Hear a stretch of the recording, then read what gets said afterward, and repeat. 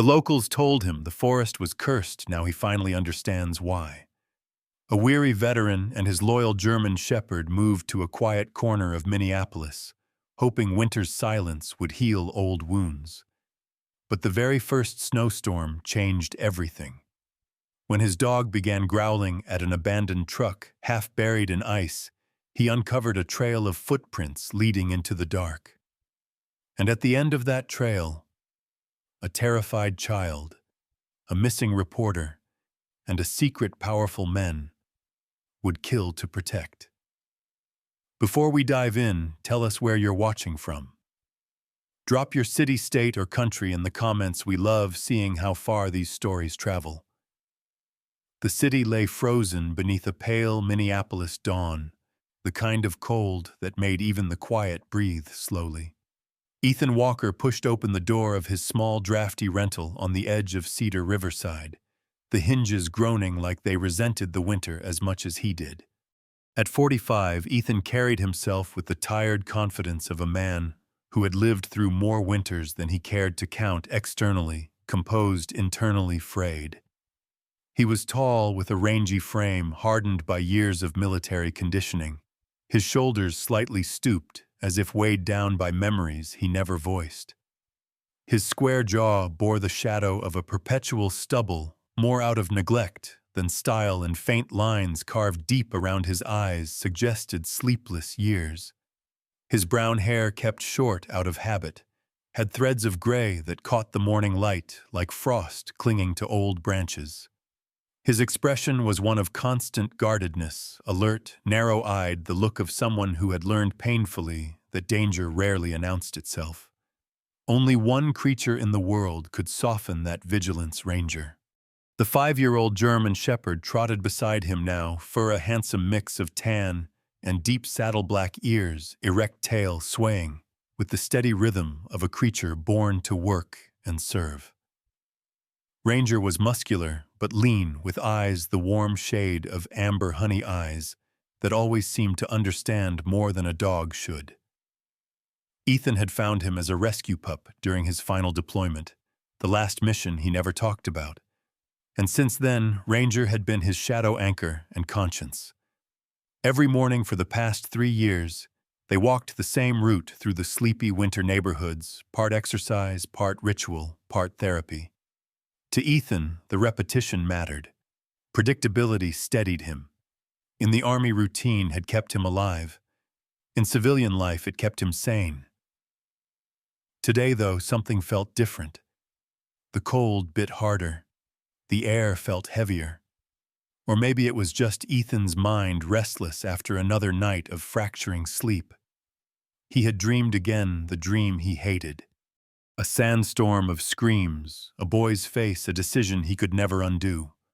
He rubbed the side of his temple as he walked, his breath steaming like a quiet confession.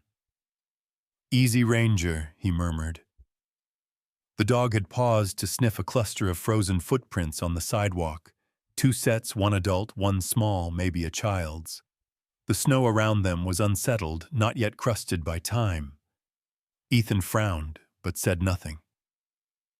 Minneapolis in winter produced odd traces all the time, hurried footsteps, dropped scarves, forgotten gloves.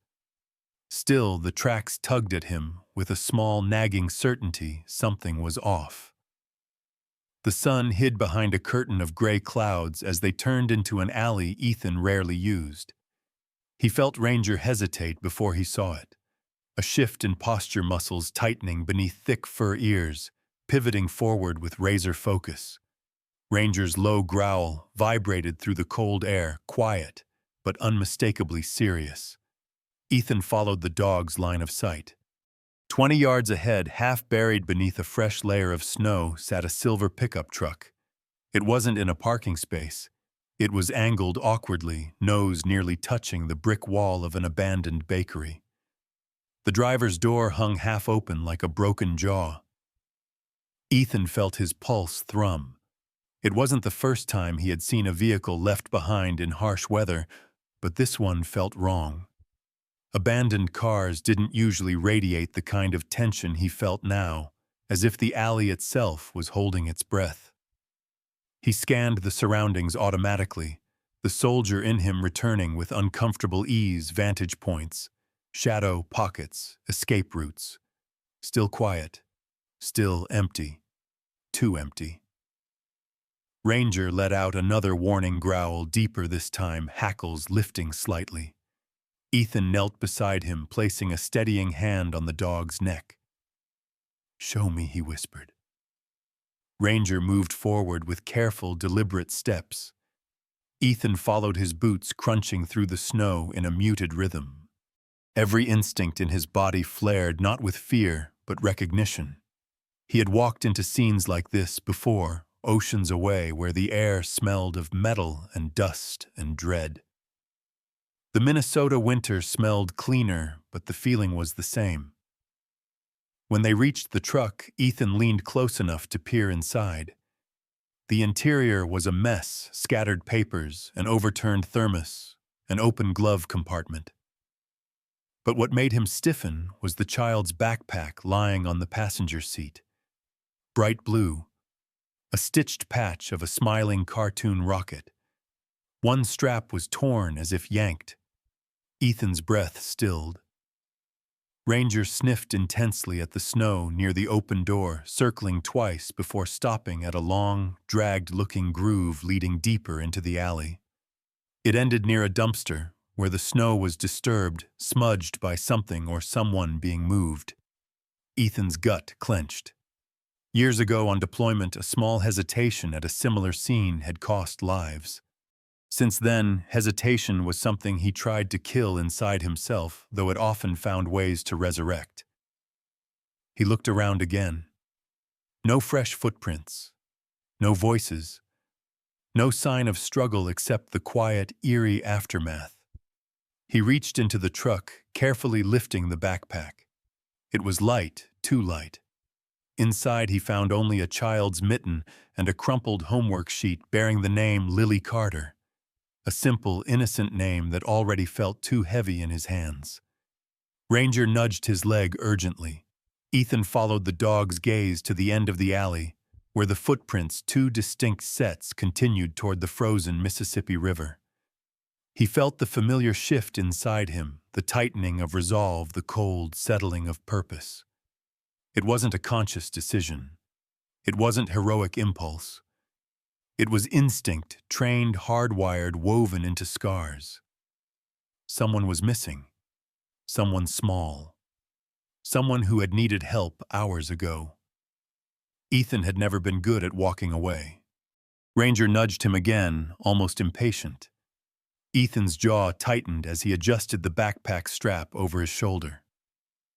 "All right, buddy," he said quietly. "We follow." And as they stepped out of the alley and into the deeper cold, Ethan knew, long before he understood, how that this morning walk would not end like all the others. Something had already begun unraveling the quiet life he had worked so hard to build. And whatever waited ahead, buried under winter's silence, was colder than the season itself. He did not yet know that this trail, this truck, this tiny backpack, would lead him toward a truth Minneapolis had been trying to hide for years. The cold thickened as Ethan Walker and Ranger followed the faint drag marks that cut through the Minneapolis snow like a distress signal etched in white. The early morning light had not yet strengthened, leaving the world washed in a muted gray that made everything feel close, compressed, as if winter itself were listening. Ethan moved with deliberate caution, each step stirring memories he didn't want, but couldn't shake. The backpack was slung across his shoulder now, the bright blue fabric jarring against the monochrome landscape. His breath smoked in steady bursts, but inside his chest a storm was brewing. He had tried calling 911 before leaving the alley. The dispatcher, a woman whose voice cracked with stress, had apologized profusely, multiple pile-ups across I-35 officers, stranded ongoing rescue calls. Response time would unfortunately be delayed. Ethan had heard it in her tone, they weren't coming anytime soon. And someone out there, maybe a child, didn't have time. Ranger led the way, every line of his muscular body, tense tail, low ears, sharp as blades. The dog's breath puffed fast and shallow, and he kept glancing back at Ethan as if urging him to hurry. Ethan understood. Ranger had scented fear, adrenaline, and something else, something metallic, something that clung to the air, the way dread clung to memory. The trail veered out of the alley and down a walkway leading toward the Mississippi River. The snow was deeper here, swallowing the drag marks intermittently, but Ranger never lost the thread. Ethan trusted the dog's senses more than any map or logic. The riverfront was quiet at this hour, its docks and warehouses sleeping beneath ice-glazed roofs. The city felt absent, swallowed by the storm. Only the wind remained, threading its icy fingers through street signs and rattling loose metal. A gust kicked up a swirl of powder, and Ethan squinted through it. There at the end of the trail stood a long brick warehouse. He remembered it vaguely from one of his rare social conversations with a neighbor, a talkative widower named Tom who worked night shifts and always smelled of strong coffee. The warehouse had shut down years ago, replaced by newer facilities across the river. Now it was just a husk used by no one, or at least no one who wanted to be seen. Ethan approached the structure cautiously. The building rose from the riverbank like a wounded giant, red bricks, chipped high windows, boarded unevenly, a rusted sign half buried under snow, reading North Star Storage and Freight. Ranger slowed his paws, sinking quietly into the powder. Ethan's eyes swept the area, no footprints besides the drag marks, no cars, no signs of movement. But the air felt charged, wrong, alive in the worst way. He guided Ranger behind a stack of abandoned pallets to assess the situation. Through a narrow slit between the boards covering the nearest window, he saw nothing but shadows. Still, Ranger's ears twitched violently, and a low whine escaped him. Ethan circled the warehouse perimeter, boots crunching softly. Near the back entrance, he saw a new scuff in the snow, fresh compacted by a heavy heel. A man's footprint. Larger than his, deep enough to show weight, uneven enough to suggest impatience. And beside it, half hidden under a thin drift, lay something small and soft, a mitten. Purple. Child-sized. The kind with glittering silver stars printed across the palm. His grip tightened involuntarily, fingers pressing into the knit fabric. It was warm from the cold, only no heat, no life, but it felt personal, like holding someone's fear. The back door was locked from the inside. A thick metal latch barred it. Ethan crouched, running his fingers along the frozen handle, and spotted a faint smear of blood, trailing under the doorframe, tiny but real. Not enough to indicate a mortal wound, but enough to say someone had been dragged through here. Ethan's jaw clenched. His pulse steadied into the old rhythm, the rhythm before action, before stepping into unknown rooms where men with weapons hid behind thin walls. Ranger nudged the metal door gently, nose working overtime. "I know," Ethan whispered. "They were here." He stepped back, scanning for another entry point. 20 feet down, he spotted a window with only one board left, its bottom corner broken off, leaving a wedge-shaped opening just big enough for a dog, and maybe a man who had squeezed through worse places. Ranger slipped in first, with fluid confidence. Ethan followed, pulling himself over the windowsill and landing in a crouch inside the warehouse's dim interior. The smell hit him first, cold, dust-stale air, and something sharp underneath, fear, sweat, and a trace of disinfectant. The kind used to clean up messes people didn't want found. The warehouse was cavernous, with concrete floors and metal shelves stretching into the shadows. Thick support beams carved up the space like ribs. Light seeped through cracks in the wooden boards, creating faint slashes across the floor. Ranger's claws clicked softly as he crept ahead, body low, nose twitching. Ethan followed slowly, eyes adjusting. as the shapes solidified. There were overturned crates, torn plastic tarps, and an oil drum tipped onto its side. A small puddle of dirty water reflected faint winter light from the cracks. He pressed a hand to the floor, still cold, meaning nothing had been stored here recently. But someone had used it, and recently enough that the air still felt lived in. He listened. And then he heard it, a soft, fragile sound, so faint he wasn't sure it was real. A hiccuping breath, a muffled sob. Ranger froze, ears angling sharply toward a stack of metal shelving units near the back wall. Ethan moved silently, muscles coiling, breath steady.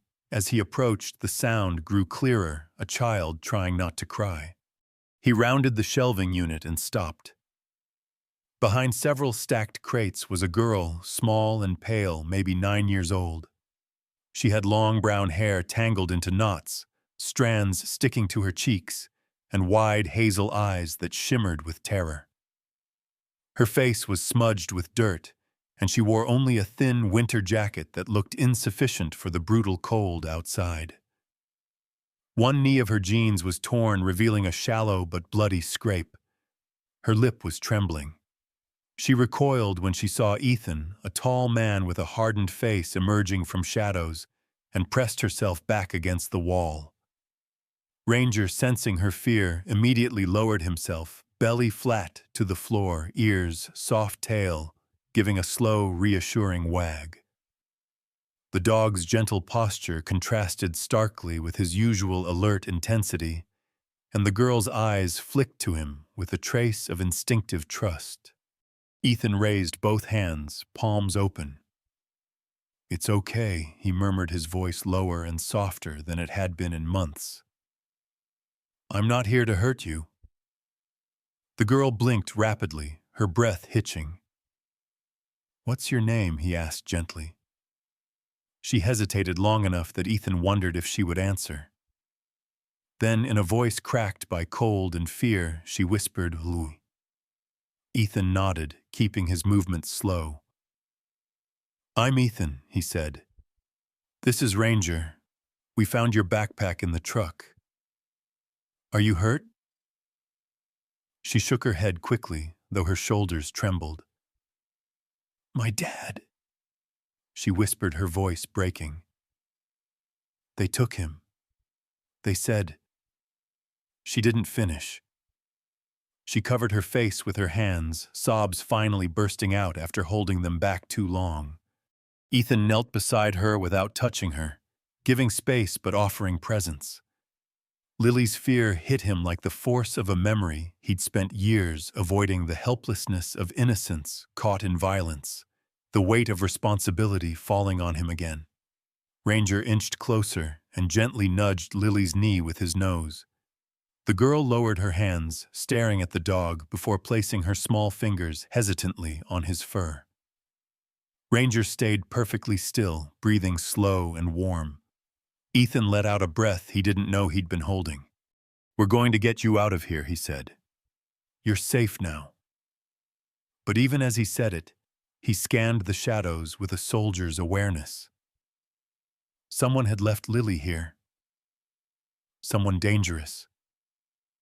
And they could return. As he guided Lily toward the window where they had come in, Ethan felt something shift inside him, something steady and immovable.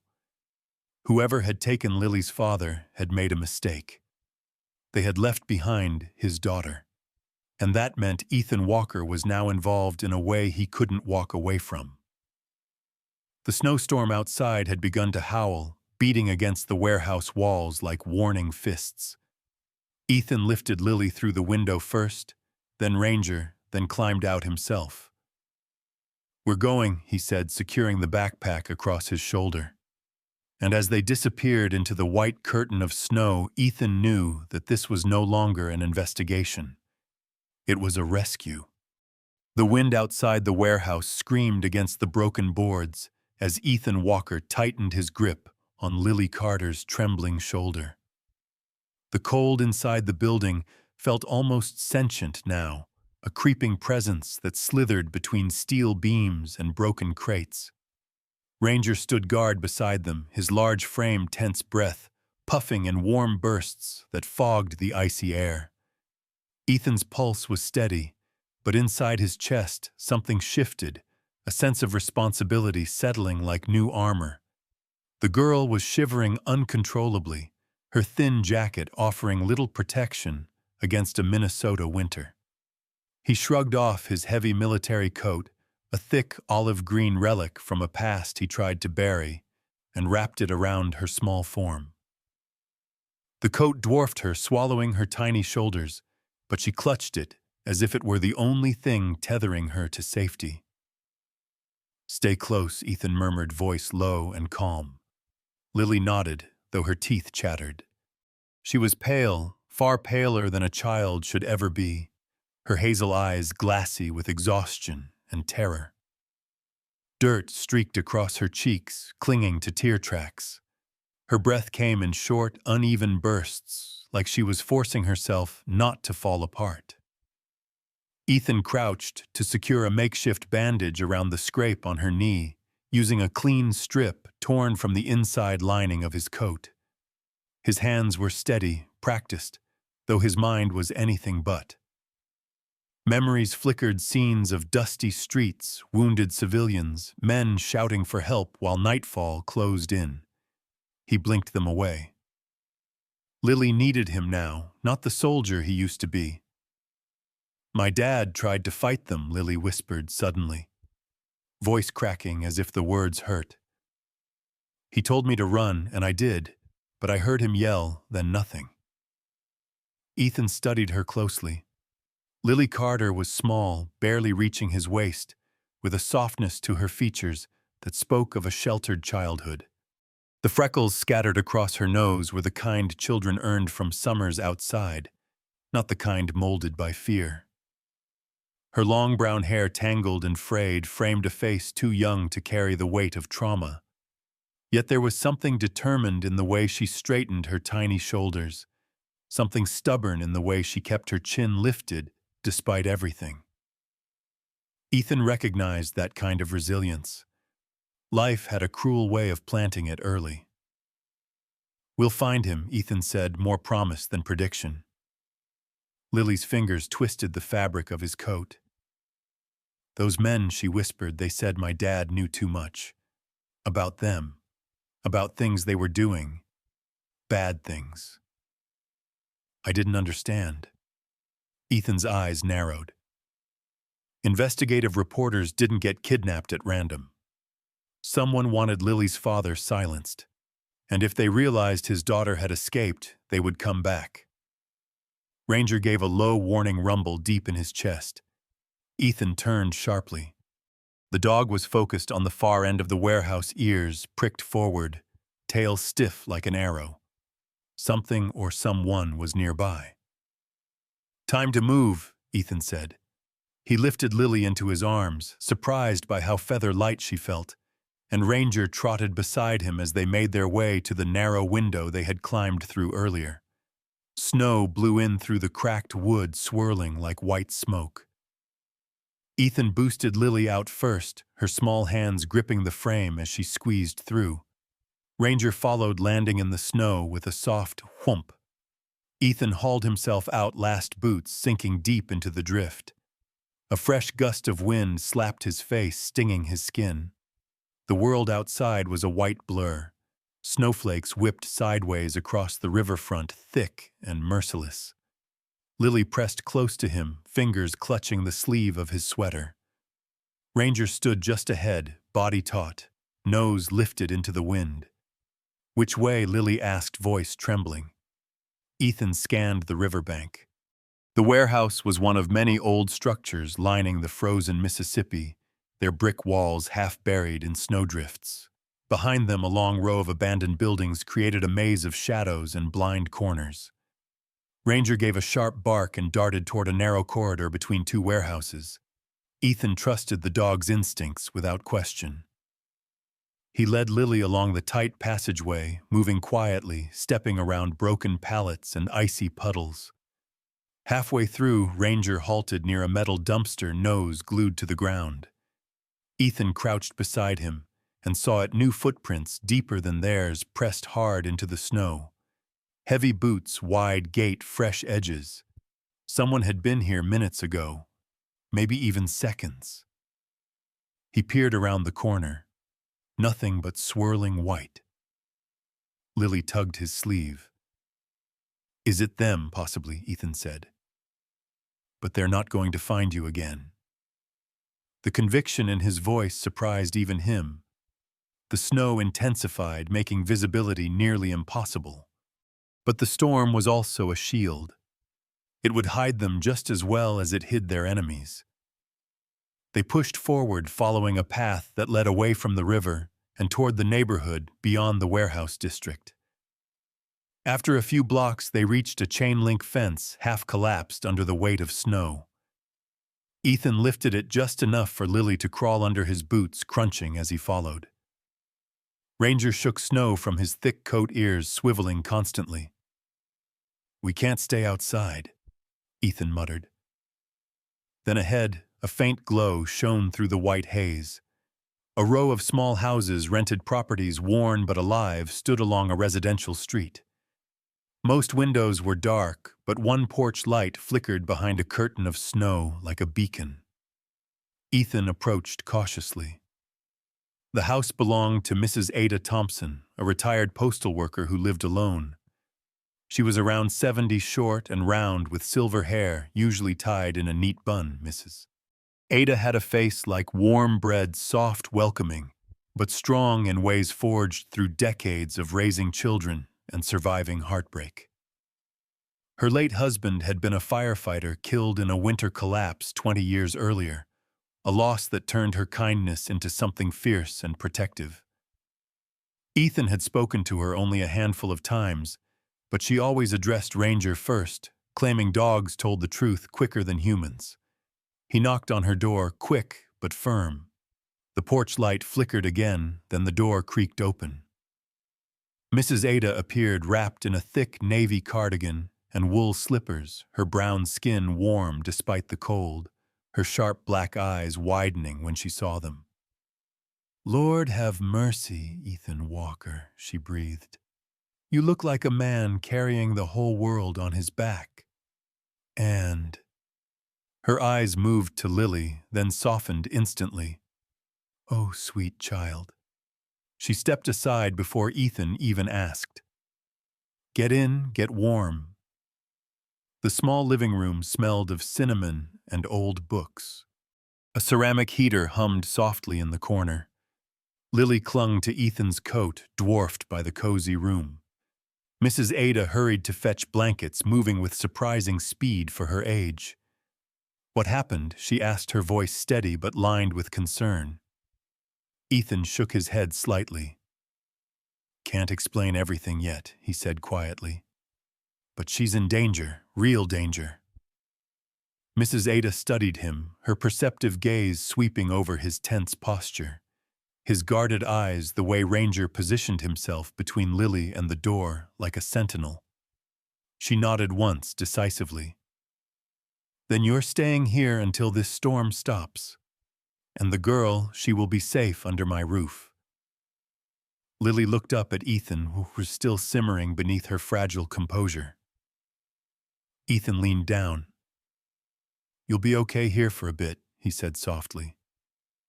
Lily swallowed. "Then what about my dad?" Ethan met her gaze. "We find him. I promise." Mrs. Ada placed a warm hand on Lily's back, guiding her to the couch.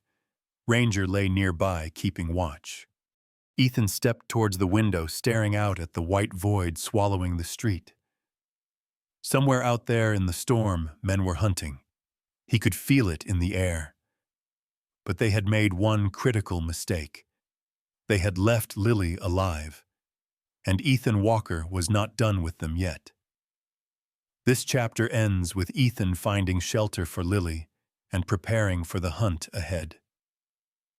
The storm deepened over Minneapolis until the night became a single swirling mass of white, a living creature of ice and wind that swallowed streets, buildings, and breath itself.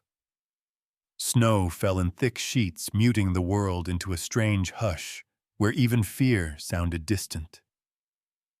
Inside Ada Thompson's warm, cinnamon-scented living room, Ethan Walker stood near the frost-lined window watching the storm rage. Ranger lay beside him, muscles taut, amber eyes restless. Lily slept curled on the couch under Ada's knitted quilt, her small form barely visible beneath the patchwork fabric. But even in sleep, her brow furrowed, as if fear had followed her into dreams. Ethan wasn't fully present. His mind kept drifting to the warehouse, the footprints, the muffled sobs of Lily, and the fact that whatever group had taken her father was organized, merciless, and closing in. He could feel it, their scrutiny, their anger at the loose end they failed to cut. Ada stepped up quietly beside him. Despite being in her 70s, she moved with the deliberate grace of someone who had spent decades caring for homes, people, and memories. Her round face was lined kindly, but her sharp eyes missed nothing. "You're not staying," she said softly, not as a question, but as truth. Ethan shook his head. "I need to draw them off. If they saw Lily escape, then they're hunting Ada," finished grimly. She glanced at the sleeping girl. "You bring her father back. I'll guard the child. My late husband didn't raise me to scare easy." Ethan gave a small nod. Ada Thompson had weathered more storms in life than this one outside. The steel in her voice proved it. He approached Lily gently and touched her shoulder. Her eyes snapped open in panic before she recognized him. "Are they here?" she whispered. Her voice trembled like a loose window pane in the wind. "Not yet," Ethan said. "But they will be. I'm going to find your father. You stay with Mrs. Ada. Ranger will come with me."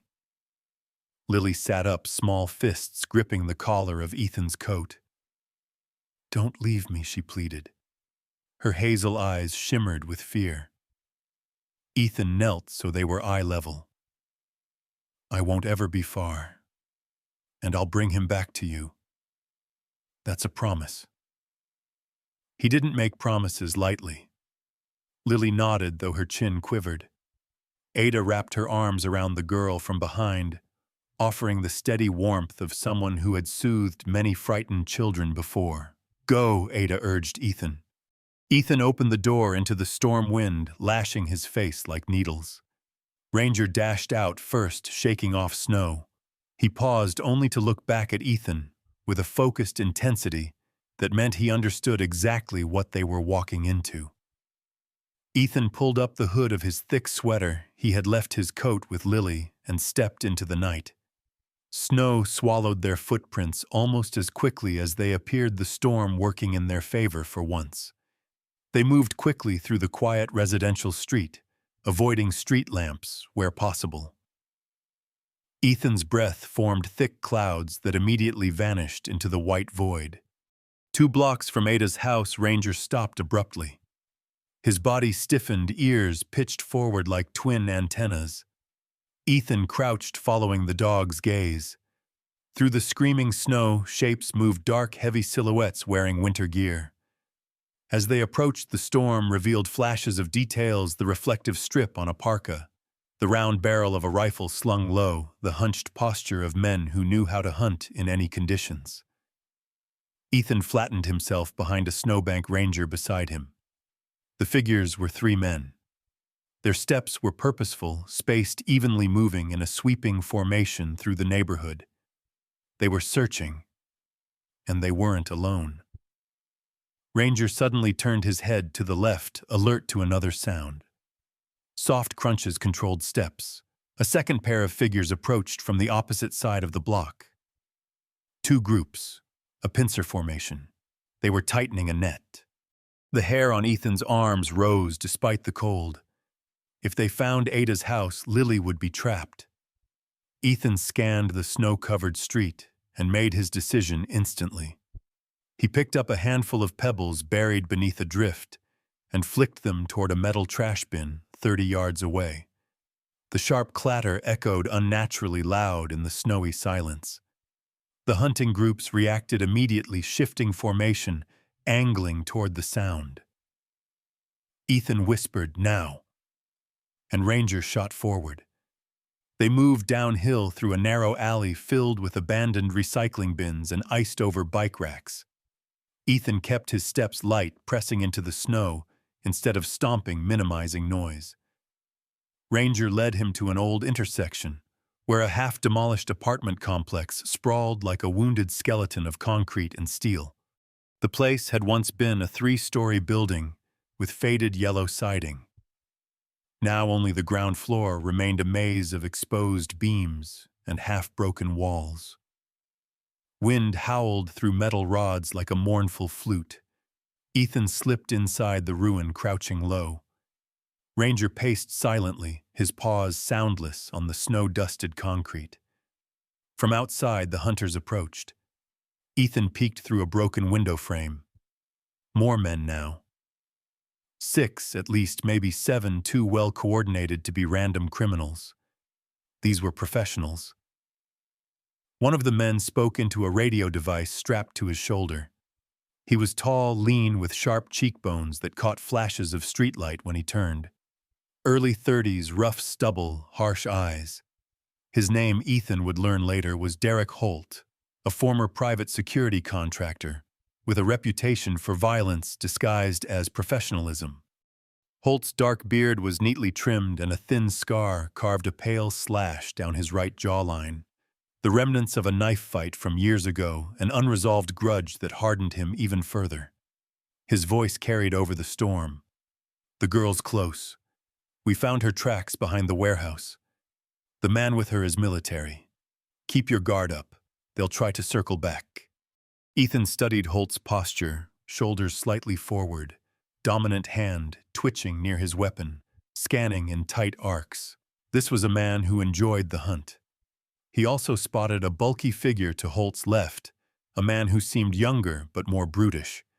Calvin Briggs, broad-shouldered and thick-necked, maybe mid-20s, with small, cold blue eyes and a shaved head glistening with frost.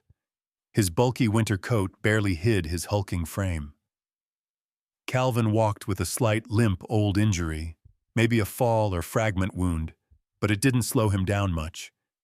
He smirked as he scanned the ruins, a predator who enjoyed the fear he caused. They were getting closer. Ethan needed a distraction, something loud enough to draw them away from Ada's neighborhood, but controlled enough not to reveal Lily's exact direction. He moved deeper into the complex, Ranger close behind.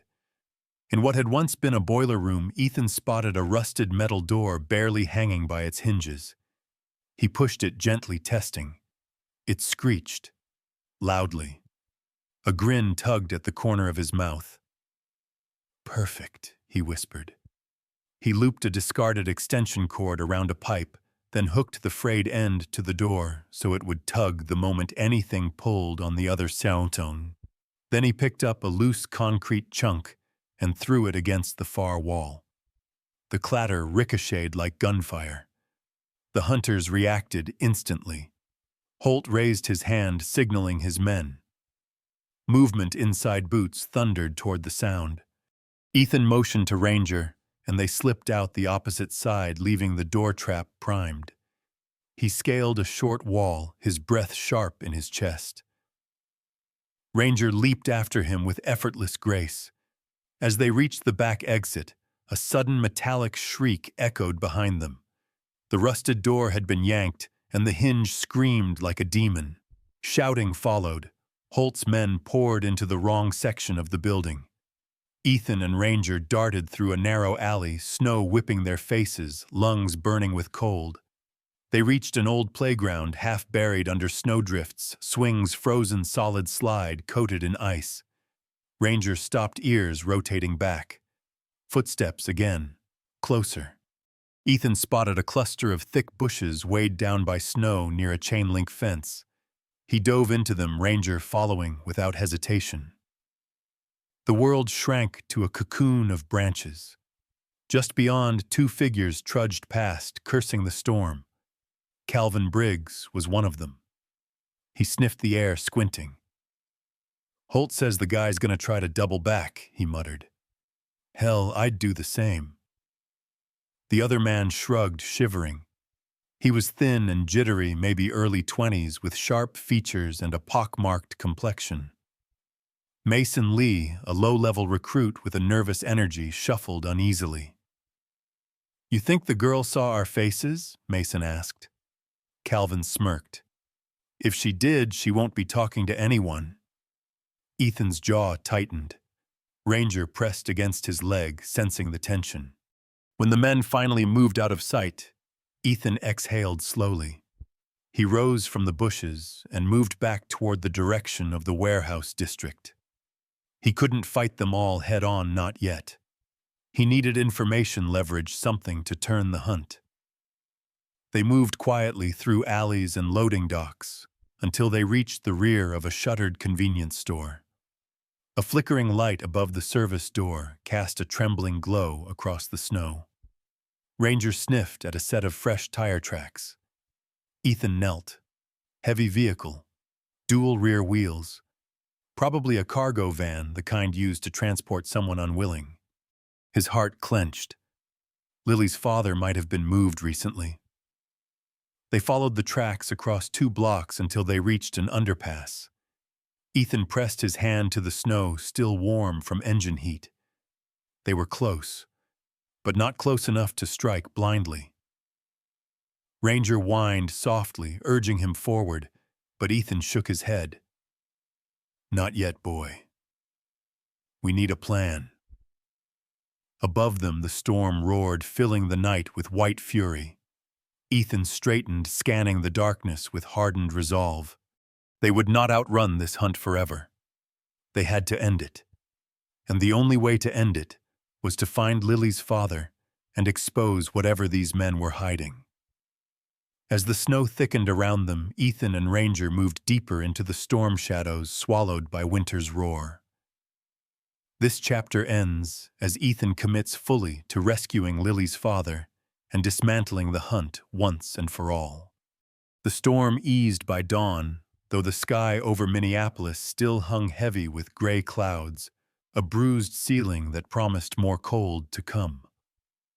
Ethan Walker moved through the outskirts of the city, with Ranger pressed tightly at his side, their silhouettes nearly swallowed by the fog that rose from the frozen ground, like steam from an icy battlefield.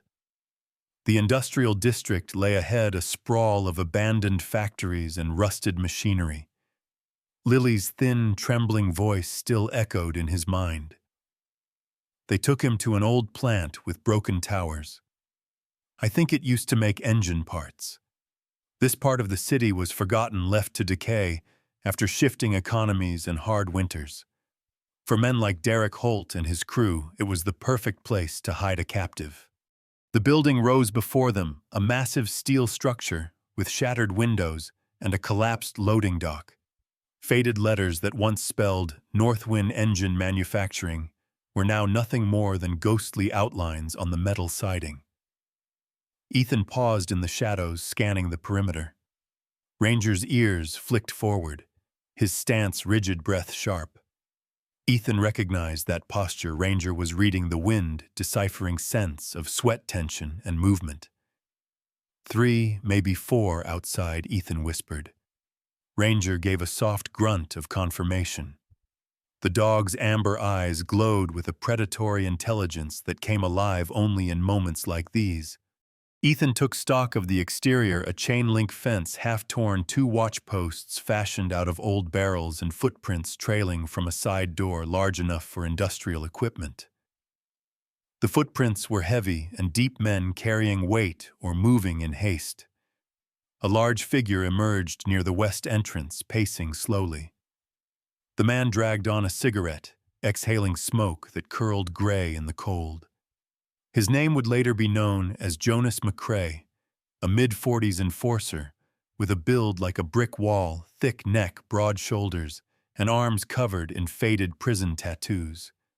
His reddish-blonde beard was patchy and frostbitten, and his face was round but hardened from years of backroom violence. Jonas was the type who solved problems with fists before words shaped by a childhood in an abusive home where silence meant survival and brutality meant control. He stood guard with his weight unevenly distributed, a sign of an old knee injury, but his eyes remained sharp.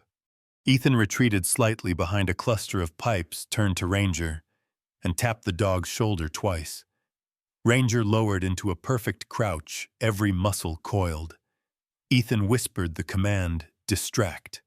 Ranger shot forward like a gray and black bolt. A sudden bark erupted, sharp, aggressive, but distant enough to lure. Jonas jolted upright, cigarette falling from his fingers. "Damn dog again," he snarled. He grabbed a flashlight and stomped toward the sound. The moment his back turned, Ethan moved silent, lethal. He swept behind Jonas and drove an elbow into the base of his skull, enough force to knock the big man unconscious without killing him. Jonas slumped into the snow, breathing but limp. Ranger returned to Ethan's side, tail low in focused readiness. They slipped through the side entrance. Inside the factory, cold metal beams soared above, echoing every whisper of wind.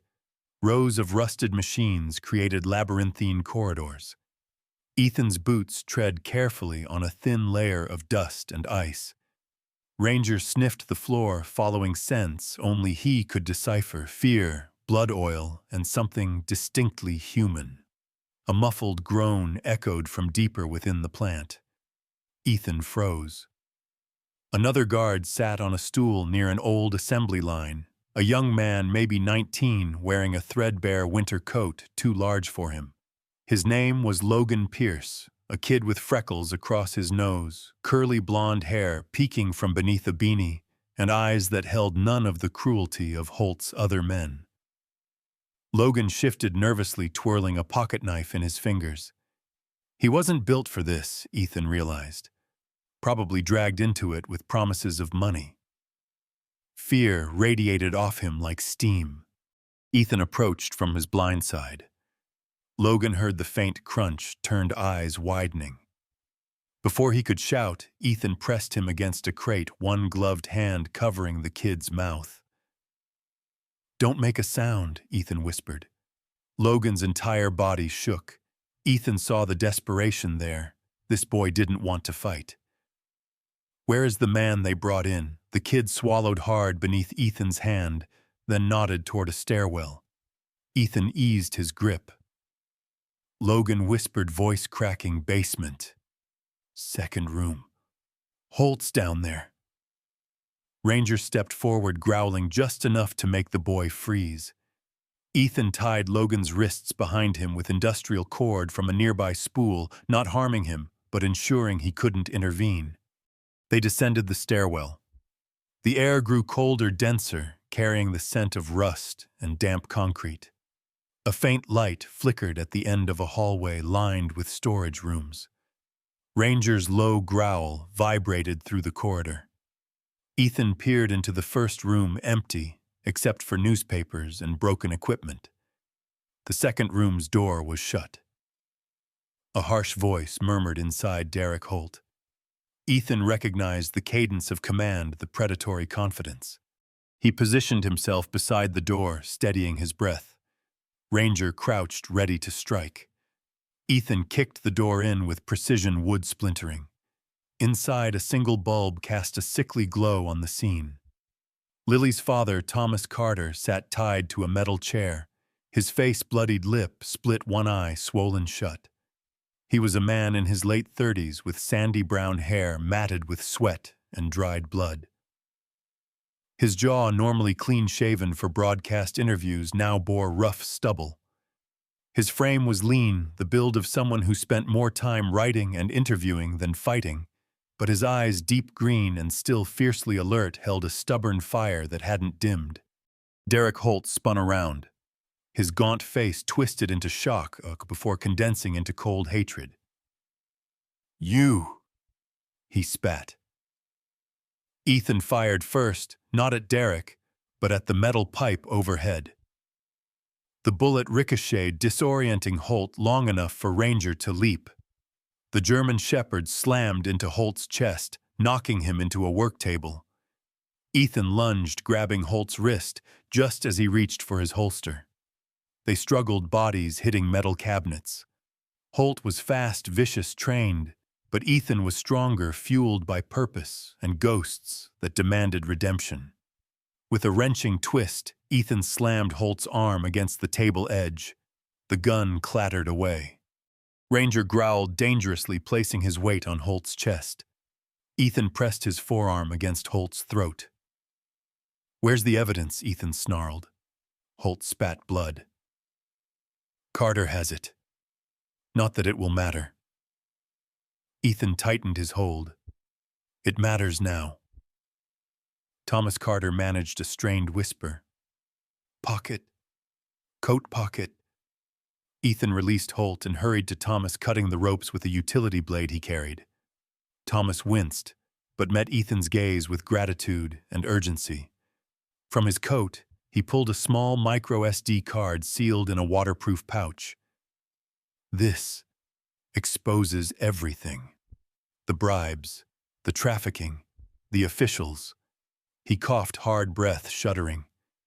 "They wanted me silent." Ethan pocketed the card. Holt, coughing on the floor, hissed, "You think the cops will believe you? We own them." But the words were cut off by a sound that sliced through the concrete halls, a distant wail, growing louder. Sirens. Multiple. Ethan had triggered a silent ping earlier from Logan's confiscated radio, betting that any strange signal during a storm would attract state patrol scanning the emergency band. It had worked. Holt's eyes widened. "No. No." Ethan dragged him upright, binding his hands with cable ties. Ranger herded Holt forward with a menacing rumble. Thomas limped beside Ethan, leaning on him but refusing to fall. They reached the top floor as flashing red and blue lights painted the snow outside. Officers flooded the perimeter. Jonas McCrae, still unconscious, lay sprawled where Ethan had left him. Logan sat shaking in the corner, shouting to officers, "I didn't know." "I didn't know." Calvin Briggs tried to run, but was tackled in the snow. Holt was shoved into a cruiser, screaming threats that no longer carried weight. As Thomas Carter was helped into an ambulance, he gripped Ethan's arm. "Thank you," he rasped. Lily appeared moments later, Ada having spirited her here once the sirens began. She ran across the snowy lot, boots slipping. "Dad," she cried. Thomas gathered her into his arms, both sobbing in each other's embrace.